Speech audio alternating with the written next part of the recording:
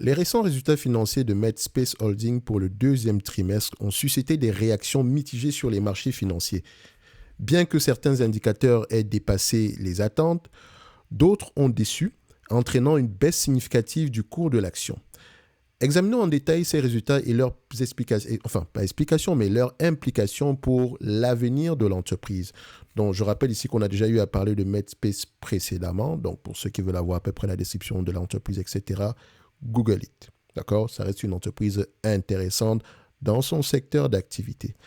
Alors, les ventes de Medspace Holding se sont établies légèrement en dessous des prévisions consensuelles de 530 millions de dollars. Donc, en revanche, le bénéfice par action a surpassé les attentes de 0,20 dollars par action. Habituellement, des résultats mitigés de ce type n'auraient pas provoqué une réaction aussi forte du marché. Donc, je rappelle ici que Medspace, au plus haut, on avait près de 400, aux alentours de 460 dollars par là, okay, au plus haut de l'année 2024. Donc, en date d'aujourd'hui, par rapport au prix au plus haut de cette année, c'est moins 25% à peu près. On va le dire comme ça, moins 25%. Donc, généralement, le plus haut, c'était aux alentours du mois de juillet, notamment quand on publiait un peu après la publication de ces résultats-là. Donc, on peut dire ici que ces résultats n'ont pas été appréciés par le marché de manière générale. Mais nous, ici, on sait que quand le prix baisse, ça peut être synonyme d'opportunité. D'accord ? Alors, on continue la note ici.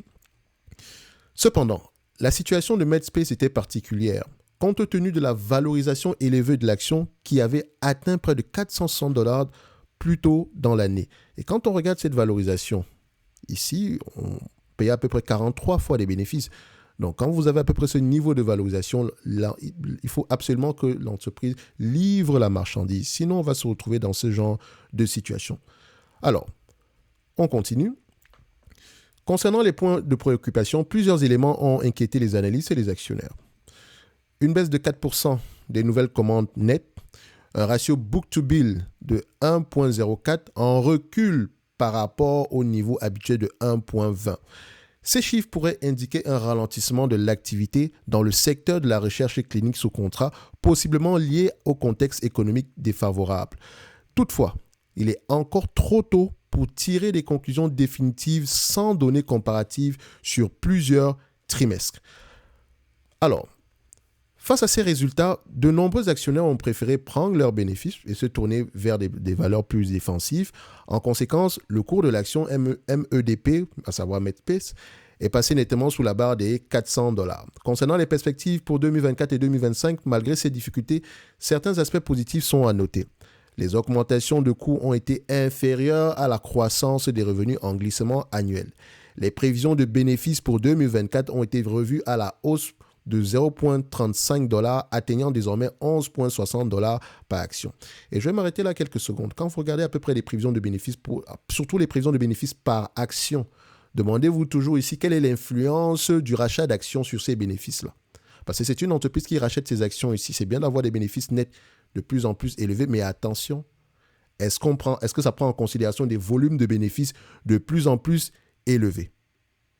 Donc, on continue. Alors, cependant, les perspectives pour 2025 ont été légèrement revues à la baisse en termes de revenus et de bénéfices. Donc, les nouvelles prévisions s'établissent désormais à 2,425 milliards de revenus, à savoir moins 100 millions par rapport aux prévisions précédentes, et 13 $ de bénéfices par action, moins 0,15 par rapport à ce qui était prévu précédemment. Ça reste assez minime. Malgré ces ajustements, Medspace reste bien positionné sur son marché. Je dis toujours ici que quand on a une révision des bénéfices de l'ordre de 10% par rapport à ce qu'on avait précédemment, là, il faut prêter attention. Je ne dis pas, parce que faire des prévisions, c'est difficile, hein. D'accord? C'est pour ça qu'on n'achète pas une compagnie de croissance à un prix qui implique la croissance. Parce qu'ici, le futur est incertain. Donc, on peut avoir tendance à avoir un ralentissement. Il faut toujours faire attention quand on prend en considération ces prévisions. Il faut toujours s'appuyer sur des éléments ici qualitatifs. Donc, malgré ces ajustements, Medspace reste bien positionné sur son marché. Si le recul observé au deuxième trimestre s'avère être un événement isolé, les prévisions pour 2025 pourraient être revues à la hausse lors de la prochaine évaluation. Il est possible que certains clients réduisent leurs dépenses, mais le carnet de commandes de l'entreprise demeure solide.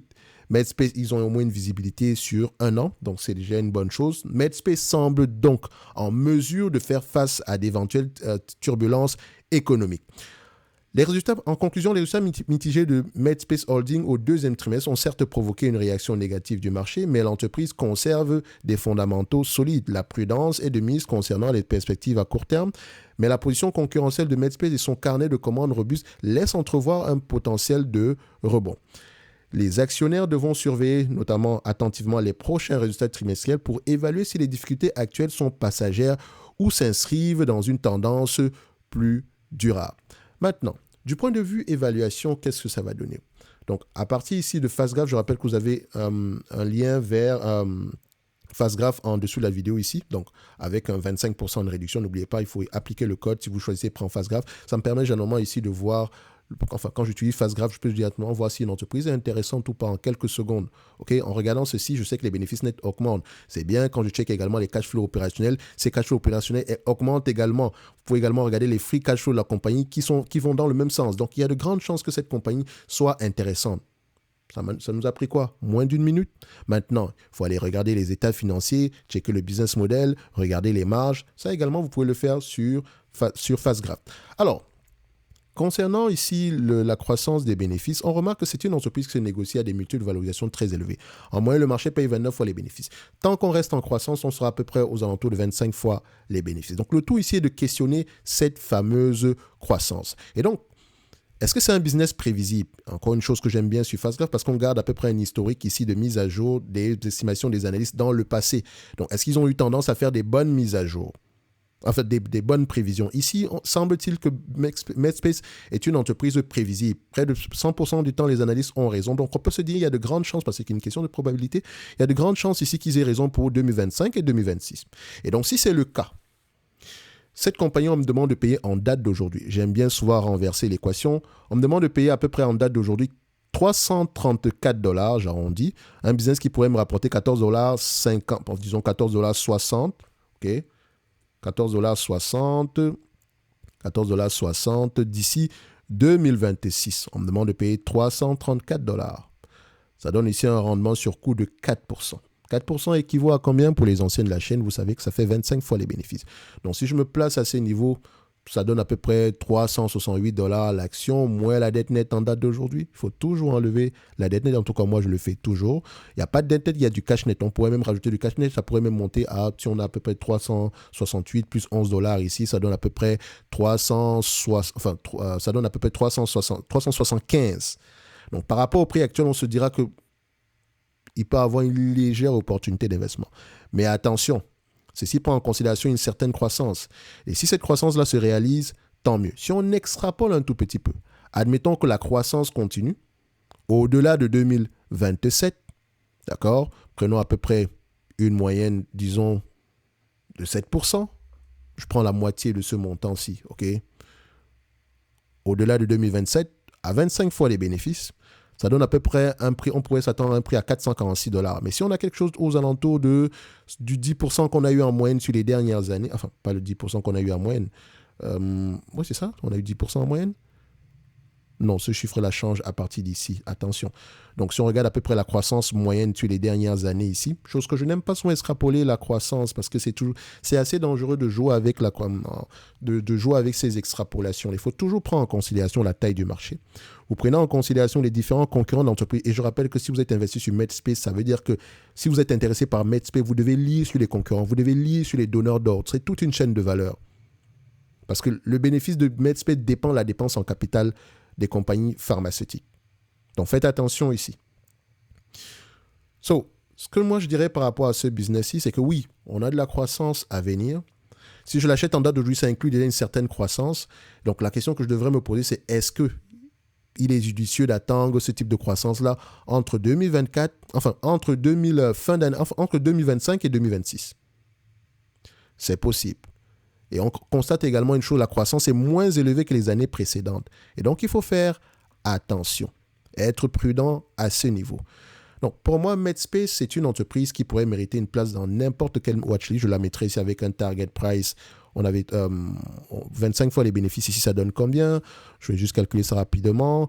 14,57. multiplié par 25, plus 11 $ l'action de cash net, ça donne à peu près 375. Donc, on prendra le 3. Déjà, je vais vérifier le 11 $ l'action. Si j'ai pris trimestre, c'est parfait, j'ai pris le trimestre. Ça donne à peu près 375 $. Et donc, si c'est une entreprise qui m'intéresse, je la mettrai dans ma watchlist ici. Elle apparaîtra dans le segment Healthcare, Life Science. Donc, on vient là. Donc, la watchlist ici me permet directement de pouvoir voir quelles sont les entreprises qui peuvent être intéressantes selon moi en date d'aujourd'hui. Donc, Healthcare, Life Science, je vais fermer tout ça. Collapse All. Donc, segment de la santé. On cherche MEDP, ticker symbole. On l'a à ce niveau. Et je vais modifier. On avait un target price précédemment à 471 $ à l'action. D'accord? Pourquoi est-ce que le target price a changé par rapport à la dernière période? Vous allez voir ça à ce niveau. Tout simplement parce que les attentes sur cette compagnie, sur les derniers mois, on avait 15 $ à l'action. Aujourd'hui, c'est 14,57 $. Ces attentes-là ont changé. Et donc, il faut s'ajuster en conséquence. C'est pour ça qu'il faut faire attention quand on utilise. Et déjà, l'évaluation de MedSpeed date peut-être d'il y a longtemps ici, donc il faut faire attention. Donc, je reviens ici, à ce niveau. La nouvelle évaluation stipule à peu près 375 $ à l'action, c'est bien ça? Oui, 375. Le 25, ce n'est pas si important. On ne cherche pas à avoir précisément raison, mais le moins tort possible. De toutes les façons, ceci n'est qu'une indication. On n'achètera pas le business ici parce que c'est marqué 375. Non. Pourquoi est-ce qu'on pense qu'on peut atteindre ce 375? Et donc, on n'a pas le choix que de lire nos rapports financiers, de comprendre ce que fait l'entreprise. Ceci n'est qu'à titre indicatif, ça dans le sens où, au prix actuel, ce business, il pourrait être intéressant. D'accord? Donc, je rappelle qu'en description de la vidéo, vous avez le lien vers l'ensemble des services de Top Invest, à savoir le pack du débutant, qui inclut comment lire les rapports financiers, comment lire les états financiers et comment analyser les rates. D'accord? Ensuite, vous avez la watchlist avec objectif de prix où vous pouvez également demander des analyses quantitatives par rapport aux entreprises qui apparaissent dans la watchlist, à savoir une mise à jour. Vous avez également une formation sur la lecture des rapports financiers.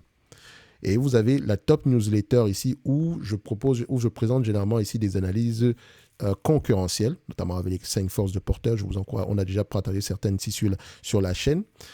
Et donc, pour ceux qui sont intéressés par en matière de stock picking, ceux qui veulent vraiment apprendre à le faire de manière sérieuse, avec le questionnement qui vient avec, vous pouvez réserver un appel afin qu'on parle ici, afin qu'on puisse voir si le programme d'accompagnement peut répondre à vos attentes. OK? Et je sais également que beaucoup d'entre vous se plaignent du fait que j'ai bloqué les commentaires, etc. Alors, j'ai fait quelque chose pour vous simple. En description de cette vidéo, vous allez voir ici un élément qu'on appelle, ça s'appelle comment? Vos questions, je pense bien. Par exemple, si on vient ici sur Stellantis, ça s'appelle ici poser vos questions. Je ne sais pas, ça va apparaître à peu près à ce niveau parce que cette partie-ci sera modifiée. Et donc, ça vous envoie directement sur ma page Instagram qui est plutôt vide, qui va avoir généralement tendance à être très vide. Dans le sens, ce qui veut dire ici qu'en fait, j'ai juste créé cette page-là pour répondre à vos questions de manière par audio parce que j'aime bien ça, répondre vocalement ici. C'est plus simple pour moi ici. Et donc, si vous avez des questions, vous pouvez passer par ce canal-là pour me rejoindre directement. Donc, vous m'envoyez vos questions et je vais y répondre. S'il vous plaît, ne m'envoyez pas de questions de savoir qu'est-ce que je dois acheter aujourd'hui ou des choses comme ça. D'accord? On s'entend que ce n'est pas le but. Ici, on est là pour apprendre. Donc, si vous avez des questions spécifiques, vous pouvez me partager vos peurs, vos analyses sur certaines entreprises également. En tout cas, si vous avez des sujets de manière générale en lien avec la thématique du stock picking, ce canal-là, il est fait pour vous. Il va rester généralement, on aura tendance à le remplir ici, mais la priorité, c'est surtout de répondre à vos questions. Donc, vous pourrez passer par là pour me poser vos questions. Donc, on va se donner rendez-vous, nous, sur la prochaine vidéo. Un like, un abonnement, ça fait toujours plaisir. Et n'oubliez pas, lisez vos rapports financiers. Merci.